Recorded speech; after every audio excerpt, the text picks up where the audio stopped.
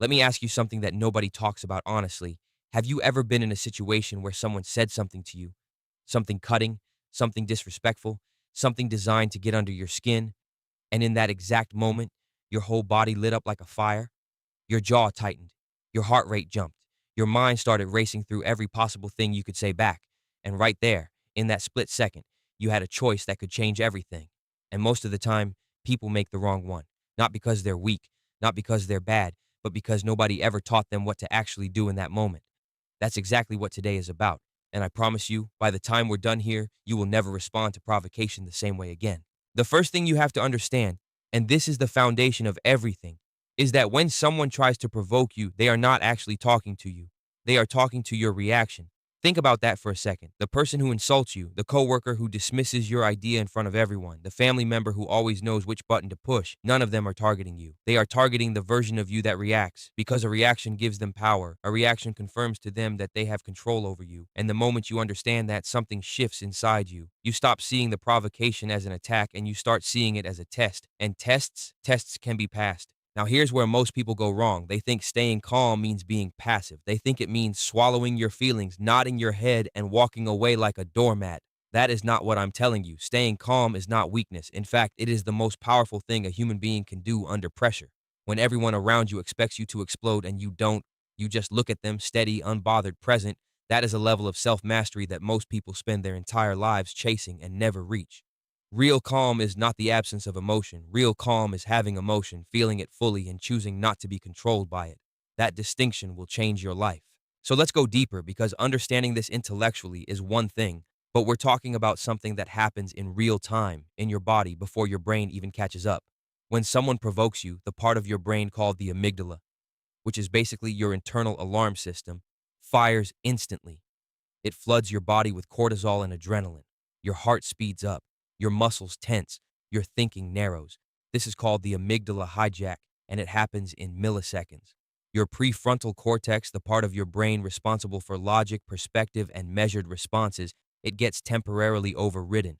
This is why you say things you don't mean. This is why you make decisions in anger that you regret for months. Your body has essentially gone into survival mode because it perceives a social threat the same way it perceives a physical one. And the good news is, once you know this is happening, you can interrupt it.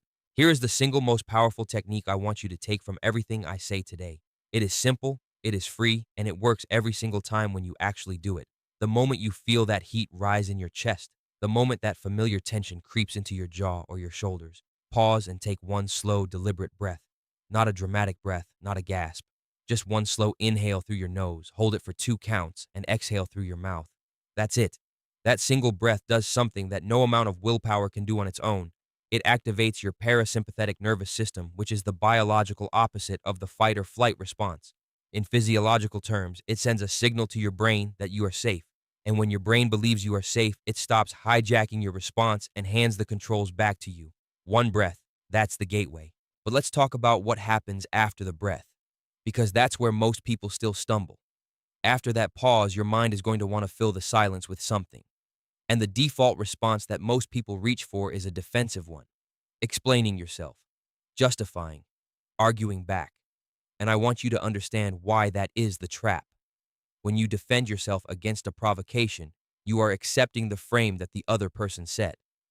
You are saying, in effect, I agree that this is a battle, and I am now choosing to fight it. And once you're in that battle, you've already lost. Not because you can't win an argument, but because engaging in that kind of emotional combat costs you energy, costs you clarity, and often costs you your reputation in front of everyone watching. The person who remains calm while the other person spirals, that person always looks stronger. Always. So instead of defending, you respond. And there is a massive difference between responding and reacting. Reacting is automatic, emotional, and driven by the amygdala. Responding is intentional, measured, and driven by your values. And the way you shift from reacting to responding is by asking yourself one question before you open your mouth. Ask yourself, what do I actually want to happen next? Not what do I want to say, not how do I want to make them feel. What outcome do I actually want? Because when you're clear on your desired outcome, your words align with that outcome instead of with your emotion. And suddenly you're no longer a person who lost control. You are a person who chose their response deliberately. That is a completely different identity, and people will begin to see you differently.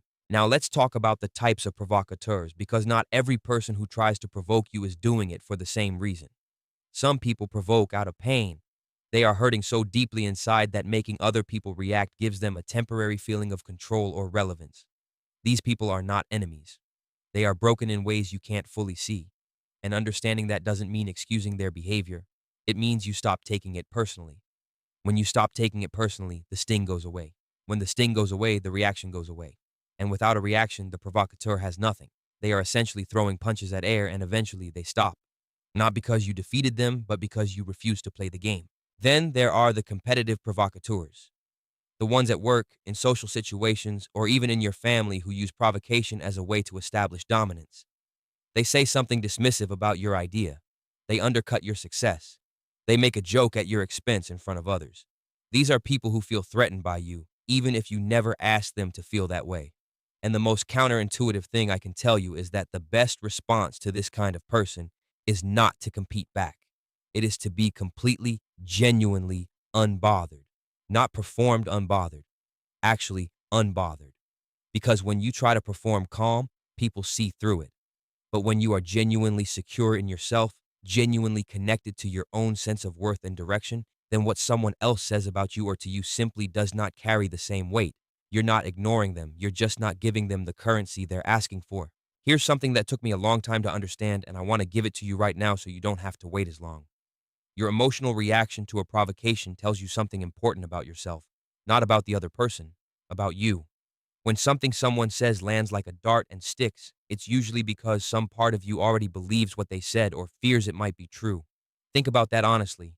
If someone calls you stupid and you genuinely know you are intelligent, you don't feel rage, you feel something closer to pity or even amusement. But if someone touches a wound of fear and insecurity you carry, that's when it cuts. And that's not a flaw, that's information. Your triggers are roadmaps to the inner work you still have left to do. And the people who provoke you the most, they are, whether they intend to or not, pointing you toward your next level of growth. This brings us to something that is often overlooked in conversations about emotional regulation, and that is the role of your long-term inner state. Because staying calm under pressure is not just about what you do in the moment, it is about who you are before the moment arrives. Think of it like this. If you walk into a situation already depleted, already stressed, already running on 3 hours of sleep and unresolved anxiety from three other problems in your life, your threshold for provocation drops to almost nothing. The smallest thing will set you off.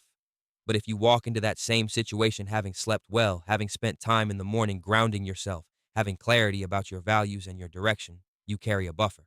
The provocation hits, and instead of triggering an explosion, it hits that buffer and dissipates. Your daily habits are your emotional armor, and most people are walking into battles every single day completely unarmored. So let's talk about what builds that armor because this is practical and this is real. Sleep is first. There is no emotional regulation conversation that can bypass sleep. When you are chronically underslept, your amygdala becomes 60% more reactive. That is not a figure I'm making up. That comes from neuroscience research at UC Berkeley. 60% more reactive. That means provocations that you would normally handle with ease become catastrophic when you haven't slept. Protecting your sleep is not laziness. It is strategic preparation for the emotional demands of your life. Beyond sleep, the practice of stillness, and whether that's meditation, prayer, journaling, or simply sitting quietly for 10 minutes in the morning without your phone, trains your nervous system to return to baseline faster. Every time you practice coming back to calm in a quiet moment, you are strengthening the same pathway you'll need when someone tries to knock you off balance in a loud one. Physical movement is also non-negotiable if you're serious about this. Exercise metabolizes stress hormones in a way that nothing else can.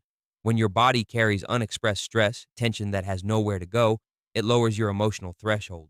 You become like a pressure cooker with a stuck valve. Regular movement releases that pressure so it doesn't accumulate to the point where a single provocation causes an explosion. Even a 20-minute walk daily begins to change how your nervous system handles stress. And what you eat matters more than most people acknowledge. Blood sugar crashes, dehydration, and poor nutrition all directly affect your brain's ability to regulate emotion. You cannot separate your physical state from your emotional state. They are the same system. Now let's come back to the real-time moment because I want to layer in some more specific tools. After the breath, after the internal question about what you actually want, here is something that works remarkably well. Deliberately slow your speech, not in a theatrical way, not in a way that seems mocking, but when you are provoked and you choose to respond, speak at about half the speed you normally would. There is something about measured, unhurried speech that signals total control. When someone has just said something designed to provoke you and you respond slowly, quietly, with complete composure, the contrast alone communicates everything that needs to be communicated. You don't have to say, I'm not rattled. Your energy says it. Your pace says it. Your steadiness says it. And that lands with far more power than any comeback ever could. There is also the power of strategic silence, which is something people deeply underestimate. When someone says something provocative to you, you do not owe them an immediate response. You are not a vending machine where they push a button and something comes out instantly. You are a person and you have the absolute right to pause before you speak. And that pause, 3 seconds, 5 seconds, sometimes longer, is not awkward for you. It might be uncomfortable for them, which is fine. Let them sit in it. Use that pause to actually listen to your internal state, to decide what matters, to choose your words. And sometimes, the most powerful response is no verbal response at all. A steady look, a calm nod, and then you simply carry on with what you were doing, not as a power move, not as a game, but because some provocations genuinely do not deserve the dignity of a response and your energy is better spent elsewhere. Let's talk about a specific scenario that a lot of people find extremely difficult: being publicly provoked. When someone says something designed to humiliate you in front of others, the social stakes feel impossibly high. There's the shame instinct, the performance instinct, the desire to prove yourself. All of it fires at once, and the room watches, and you feel it. Here's what I want you to know about public provocation: the audience is always more interested in how you handle it than in what the other person said. Every single person watching is making a judgment about you based on your response, not based on the provocation, which means the public stage is actually your opportunity, not your threat. When you respond to a public provocation with quiet dignity, with calm, with a brief and measured response that doesn't escalate, people respect you. They admire you. They talk about it afterward, but they talk about you as someone who is solid, as someone who doesn't break, and that reputation compounds over time in ways that are incredibly valuable. There's another layer here that I need to address, and it's one that people in difficult long-term relationships, whether that's a difficult coworker, a challenging family member, or a partner going through a hard season, need to hear. Sometimes you are in situations where provocation is recurring. It's not a one-time event. The same person, week after week, month after month, finds ways to poke at you, criticize you, diminish you. And maintaining calm in that environment requires more than just techniques. It requires clarity about your limits and your worth. Staying calm does not mean absorbing abuse indefinitely without consequence. It does not mean you should never set a boundary. In fact, one of the most composed and powerful things you can do in a chronic provocation situation is to calmly, clearly name what is happening and state what you will and won't accept. Not with anger, not with a trembling voice, but clearly, like someone who knows exactly what they deserve and is not afraid to say so. That kind of boundary setting is not aggression, it is self-respect with composure. And when you set that boundary and they push it anyway, and sometimes they will, that's where your practice gets tested at its deepest level, because that's the moment where everything you've built, all your breathing and your stillness and your inner work, gets pressure tested. And here's what I know: the first time is the hardest, the second time is hard. By the fifth time, something has changed in you. Not because the situation got easier, but because you proved to yourself over and over that you are capable of holding your own ground without losing your own mind. And that self-proof, that evidence that you accumulate of your own capacity, that becomes the most powerful source of calm you will ever find. Because your nervous system starts to trust you. Your brain stops treating provocations like emergencies because it has recorded all the evidence of you surviving them, of you responding rather than reacting, of you coming out on the other side still yourself. Here is something I want you to sit with for a moment. The people who are most consistently calm under pressure, the ones you look at and think, how do they do that? They are not a different species from you. They did not receive a special gift at birth. What they have, without exception, is a set of experiences that forced them to learn this, combined with a decision at some point to stop letting their emotional reactions run their life. Every master of composure was once where you are. Every person who handles provocation with grace once fumbled it badly. The difference is they kept practicing, they kept reflecting, they kept choosing every day to do the internal work that made them who they are, and the only gap between them and you is time and commitment. That's it. That's the whole secret.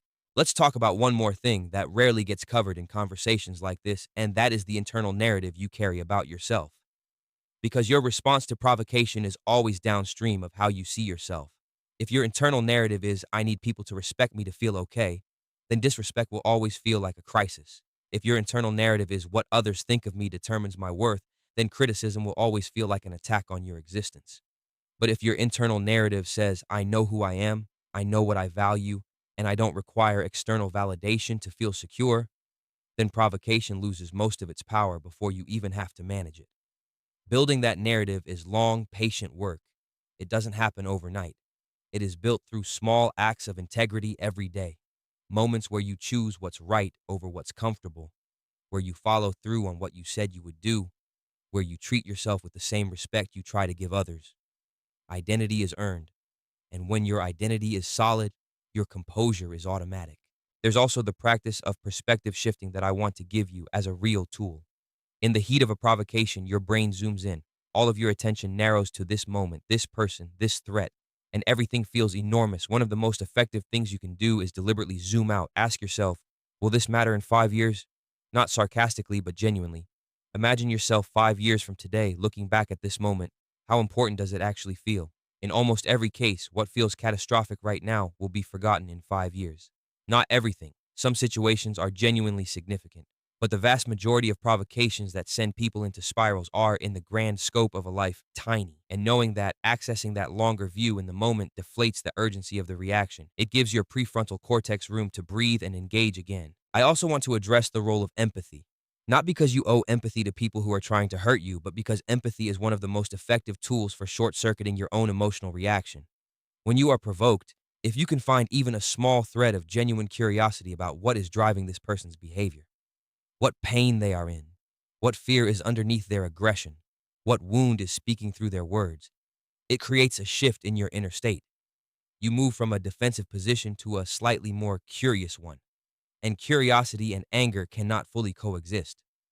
Curiosity creates just enough distance between you and the emotion to let you choose your response. This is not naive. This is not weakness.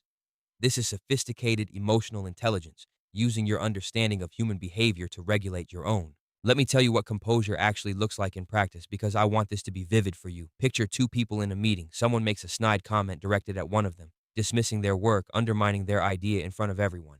Person A goes red. They snap back. Their voice rises. Maybe they win the argument in that moment, but everyone in the room has just watched them lose control, and that image sticks. Person B, they pause. They meet the other person's eyes calmly. They say something measured and clear, or they say nothing and simply move on. The room sees everything. The room knows exactly who just demonstrated power. And it wasn't the person who reacted. It was the person who chose. That scene plays out in offices, in families, in friendships, in every corner of human interaction, every single day.